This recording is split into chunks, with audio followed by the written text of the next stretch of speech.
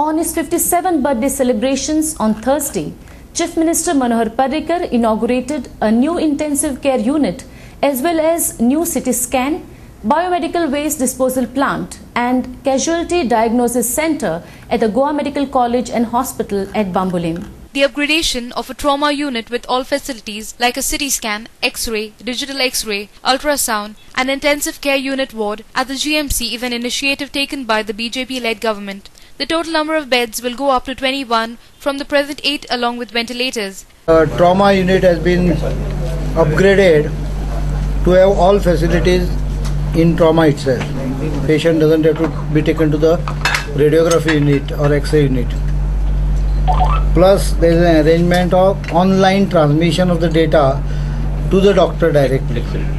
So doctor doesn't have to come to the X-ray room to check the X-ray.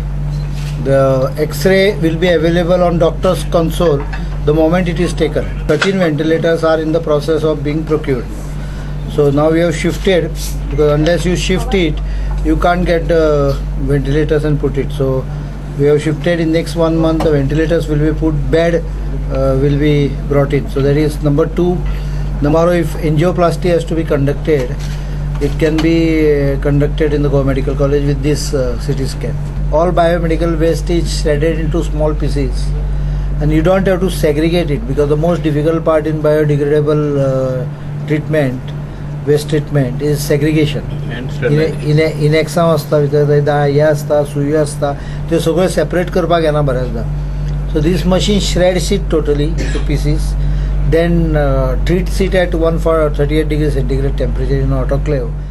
Mr. Parrikar also said that there was a need of a friendly approach to patients from the doctors as well as from the nurses of the Goa Medical College and Hospital. I agree with basic principle that if someone smiles, the patient can get cured by faster. We will have some sort of a team of people who will do that holding hand exercise. I understand what you say. Doctors can't do that. Mr. Parrikar also commented over the issue of missing of files from the health department. The files have gone missing. We have been following it for last 4-5 months. It is not correct to say that we have suddenly woken up.